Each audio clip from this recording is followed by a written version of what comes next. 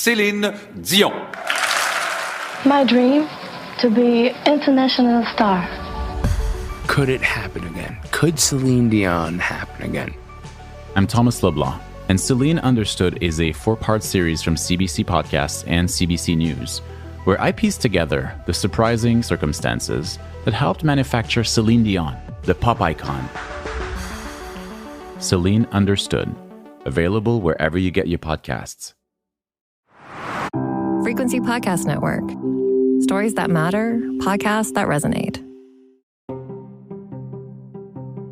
Some industries are more than just a big part of a province's economy. They are a part of its identity. Quebec has maple syrup. Newfoundland, for a long, long time, had cod. Alberta, of course, has oil. And in British Columbia, it's salmon. It's not the province's largest industry, but it is one of its signature exports. Salmon just feels like BC. And much of that salmon comes from farms. You might be able to picture them now. Floating docks, dozens of pens, tons of fish, growing to harvesting size in the open ocean.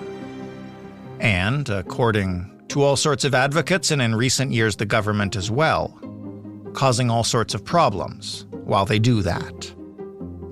Fish farms in BC have been under attack for years, and they are slowly but surely feeling the impact. Right now, the industry is frantically paddling to keep its head above water with a deadline looming that most manufacturers say they won't be able to meet. So what is so wrong with farmed salmon anyway? What needs to change for this industry to survive? Is it even possible? And if not, what happens to the future of BC salmon as wild stocks dwindle and the farms disappear?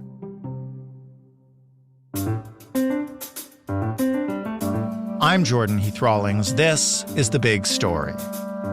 Shannon Waters is a BC politics and environmental reporter for the Narwhal. Hey, Shannon. Hi, good morning. Thank you for finding the time to talk about this. It's a fascinating topic. Yeah, thanks for the invitation. I'm looking forward to discussing it. Why don't you start by telling us all about Skookum John? Who is he? What's he been advocating for years now, I guess? Yeah, Skookum is not a fan of fish farms, shall we say. He's a member of the Howsett First Nation, and he works out of Tofino. He takes people on whale watching tours on Clayoquot Sound, and he also ferries people around. There's some water access only communities around there, and he also helps a local environmental advocacy organization called Clayoquot Action keep an eye on what is going on at the fish farms that exist in Clayoquot Sound, producing farmed salmon for markets mostly in the States at this point in time, although they do also show up in Canada. Can you describe the kinds of farms that we're talking about today so people have a sense of like what it is, what it looks like, how it works? Yes, so fish farms look like a floating dock, I guess, is probably the best way to describe them. There's often a fenced rectangle floating in the ocean with several pens inside it. The pens are below the water, and that's where the fish are raised. And they're often accompanied by a couple of outbuildings. Most of them, they rely on generator power. So there'll be a floating generator shed nearby that runs on diesel. There may be like an initial sort of processing plant there and some boats for transportation of workers. And yeah, they're just this kind of little, well, not so little all the time, but they're these floating sort of islands in the ocean that are producing farmed fish. And so how far back does the fight against these farms go? And what's the context here? Well, fish farms have been around in BC for decades. The Howsett First Nation, of which Skookum is a member, inked their first formal agreement with Cermak, I believe it was in 2010, but had fish farms on their territory prior to that. The agreement with the nation was sort of an acknowledgement that Indigenous rights and title were at play and that companies needed to work with First Nations in whose territory they were operating in order to, move forward and be able to address concerns that were brought up by those nations. Opposition to fish farms has been around, just about as long. For Skookum, he started getting really involved in activism against fish farms back in 2015. He was part of an occupation of a planned farm in Clayoquot Sound. That was later, they didn't go ahead with that project due to the local opposition to it. So there's been a lot of tension in and around this industry for a long time. Just for context, for people who are listening, how much of the fish that we eat is grown on these sorts of farms? I don't have exact figures. It's proved somewhat difficult to track the larger, picture.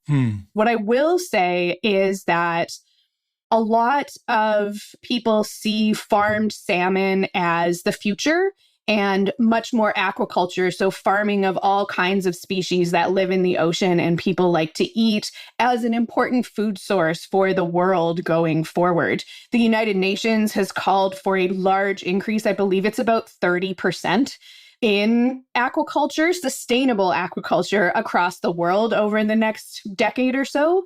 So there is an interest in being able to grow this industry in certain regards, but what that is going to look like, at least here off the BC coast, is very much up in the air at the moment. So explain the opposition to these farms then. What's wrong with them, to put it bluntly?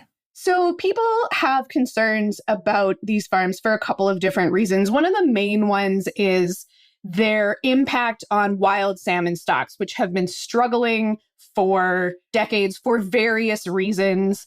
They face a lot of different challenges, being a species that matures in the ocean and then has to travel back up rivers and past all kinds of human development and disruption in order to reproduce. That's one of the main concerns, that these farms, and they are an industrial type of farming operation, so they come with some of the issues that are associated with industrial farming. There's concern that because they are in the ocean, that any pathogens that are sort of accumulated and occur in these farmed fish can easily be passed on to wild salmon, particularly young salmon that are coming out of the rivers and going into the ocean, and that affects their survival rates. There's also issues with environmental degradation, the waste from these fish falling down to the bottom of the ocean and sort of smothering it, and concerns about their impacts on other wildlife, sea lions, seals, birds, that kind of thing. So it's a sort of faceted issue with concern coming from different angles, but it's not a monolithic issue. There are people who support fish farms, who want to see them continue here in BC, and there are First Nations amongst those groups that, see a future in farmed salmon and are not happy with how the federal government has been handling the industry. So how exactly, if these fish are farmed in, nets on the ocean, do they impact the wild salmon stock? So the big issue, and one of the sort of more prominent concerns that comes up when we talk about farmed salmon in BC are sea lice, which are exactly what they sound like. They're an animal that attaches themselves to salmon and drinks their blood and weakens them and can cause all kinds of problems. And because of the concentration of farmed salmon in these pens, sea lice outbreaks have been, in some cases, quite common. And those sea lice aren't contained in the pens. So when wild salmon swim past these nets in the ocean, the sea lice can migrate over and attach themselves to the wild fish. And one of the things that the industry has been trying to do, and some of the requirements that have been set, both by governments and by First Nations in their agreements with these companies, is quotas for how many sea lice can be on the farmed salmon, and trying to keep those levels as low as possible so as to reduce the risk that the sea lice pose to wild salmon. Do we have any way to quantify that risk, or I guess to quantify the impact of these farms on wild salmon in general? As you mentioned, these fish are already facing a kind of an uphill battle. Yeah, it's very difficult to say this industry is definitely pushing the species to extinction all on its own, pushing wild salmon to extinction all on its own. Mm-hmm. There's just so many other things going on, from, pollution to environmental degradation to, sport fishing and the continued pressure on wild stocks from, people who want to be able to go out there and hook their own fish.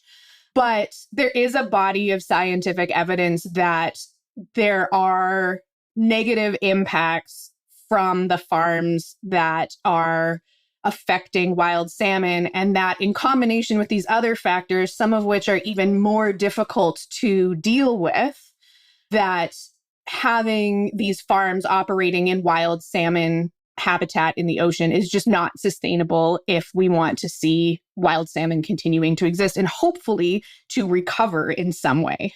So as this criticism has grown louder over years, decades, what has the government done about these fish farms?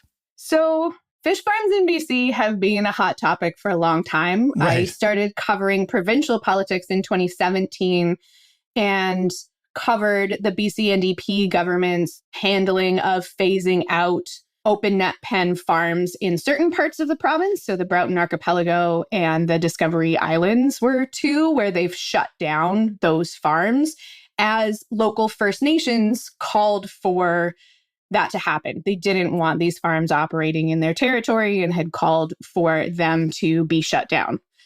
But the industry itself has kind of been in limbo since about 2015, which is when the federal government first said, we're going to phase out these farms. And when were they supposed to phase them out by? So the commitment was to have open net pen salmon farms done by 2025, out of the water, no longer posing any kind of threat to wild salmon. Then in June, we had the federal government recommit to a new timeline, which is by 2029. So for the past sort of decade, the industry had been put on notice that, something maybe likely is going to happen to affect your ability to do business sometime in the next decade or so. And I think people on both sides of sort of the issue, those who want the farms gone as soon as possible and those who want to see the industry find a path forward, have been waiting to see, which way things are going to go and how the terms of this plan transition, because the government is talking about transitioning the industry rather than just, completely closing it down, how that transition is going to proceed.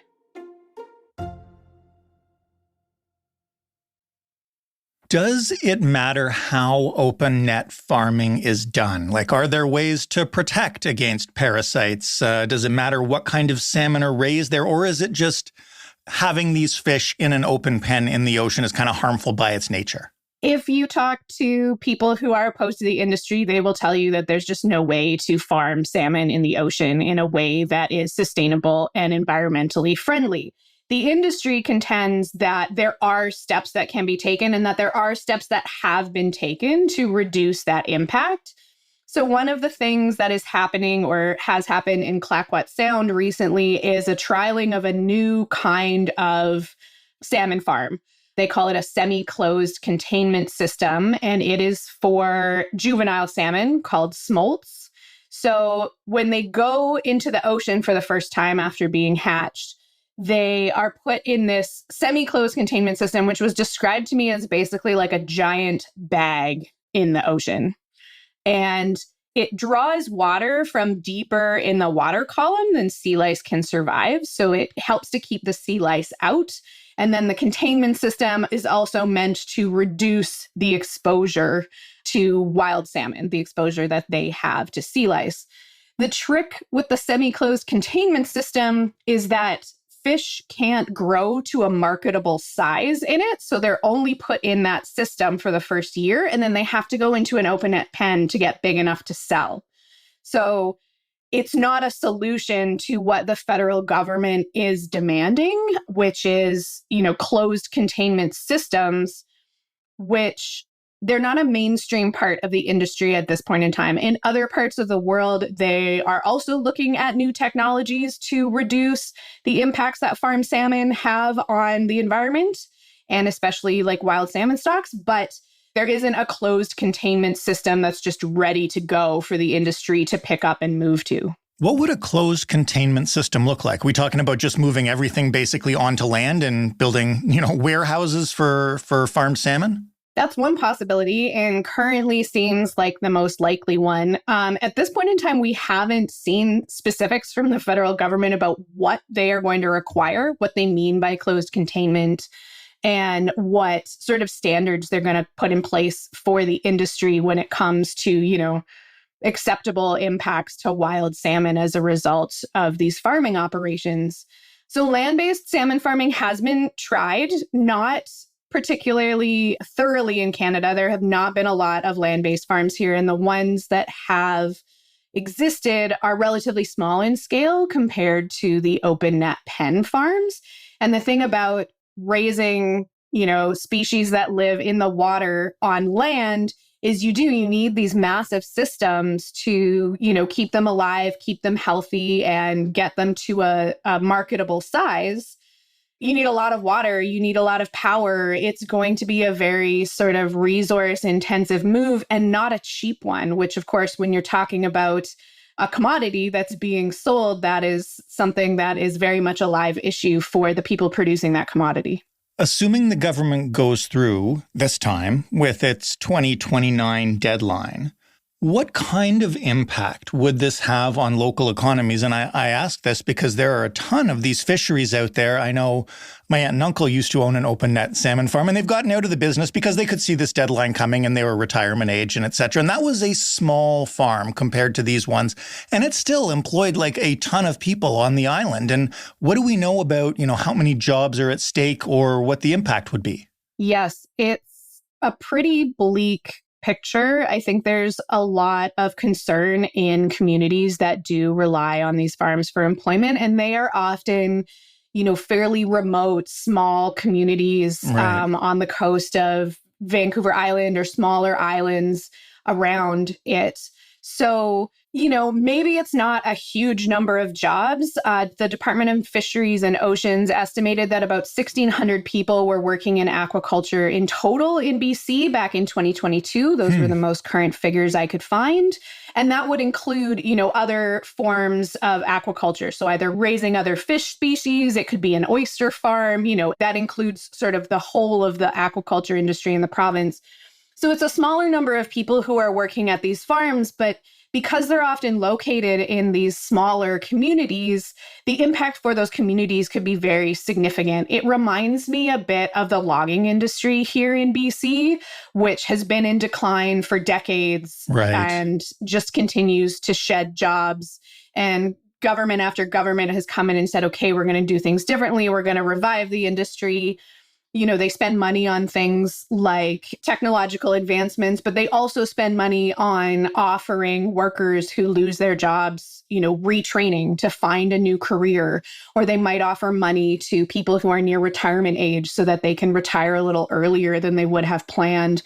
I suspect that if the 2029 deadline comes to pass, that we will see some of that, some support programs for people sort of transitioning out. I think the big question is whether the industry actually makes a transition. And I heard a lot of doubt, a lot of frustration, and, not a lot of optimism from people who are working in the industry and supportive of it, that they will be able to make a transition to a fully closed containment industry that operates on land.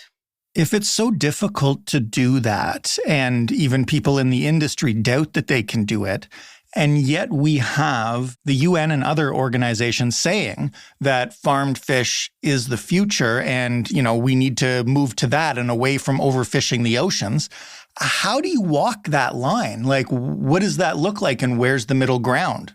Yeah, I think that's a big question. And I think the sort of central crux of it is the issue of sustainability and being able to protect and enhance and restore the environment while also meeting human needs. And that never seems to be an easy thing to do. And it's certainly not going to be here when it comes to aquaculture. On the one hand, if you really want to see salmon farms come out of the water, but you want to see, sustainable aquaculture continue as a whole, You probably support land-based systems. But for the industry, though, the question of costs, of available technology, of the feasibility of, taking an industry literally out of the water and putting it on land, it's just, there's a huge challenge there. And one of the things I also wanted to mention was that if the industry makes this transition and becomes land-based, it's not likely to stay in the small communities that it currently supports, right. A lot of which don't have great access to the power grid. They may have transportation issues in getting the fish to market. So currently, because of the ocean component, they are, the preferred area for raising these fish. But if they move on to the land, from the people that I spoke to working in the industry, it's much more likely that they will transition to areas that are closer to transportation hubs, sure, that have, more reliable power. And so even if the industry survives, the communities that have relied on it for decades may not benefit from it in the way that they have been. When you speak to, farmers who are in the business now looking for this transition, and B, advocates like Skookum John, what do they think? Is this really the end of the industry, or are they all skeptical because this deadline has been pushed before and pushed again? The people like Skookum John who want the industry, at the very least, to radically change, if not to sort of come to an end, are skeptical. They've heard these promises from the federal government before. They've seen multiple court cases go back and forth. And with so little detail still about what the federal government is going to require, I heard a lot of skepticism that, 2029 is even going to come to pass. But there's a lot of hope there. For the industry, there's less optimism. I heard a lot of frustration about how the federal government has kind of kept the industry sort of on tenterhooks, waiting to hear, what is required, what needs to be done, what the rules will be.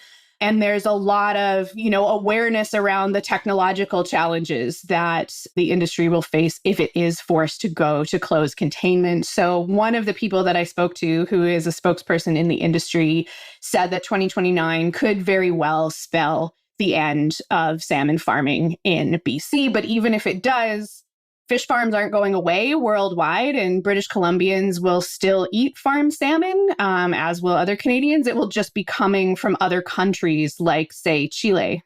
I'll ask one more just because I'm curious. There's an election on in BC right now. We are extremely likely to have a federal election in the short term.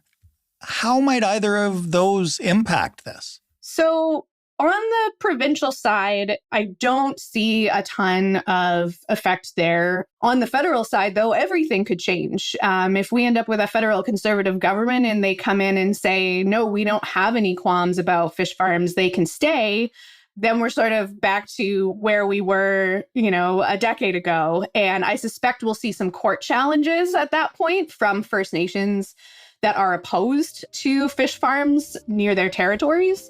But everything could shift. So that's just another point of uncertainty that everyone who's been watching this back and forth over fish farms in BC is, aware of, that despite this deadline sort of finally coming forward, everything could change a year from now. Shannon, thank you so much for this. Thanks for having me. Shannon Waters reporting from BC for the Narwhal. That was The Big Story. For more, you can head to thebigstorypodcast.ca. You can always shoot us feedback on this episode, any episode, or an episode idea you might have. We really appreciate those. You can send them to hello@thebigstorypodcast.ca, or you can call us up at 416-935-5935. Leave a voicemail. Talk it out. The Big Story is available in your favorite podcast player and mine, and your best friends, or your worst enemies. You can also get it on your smart speaker by simply asking it to play The Big Story Podcast. Thanks for listening. I'm Jordan Heath Rawlings. We'll talk tomorrow.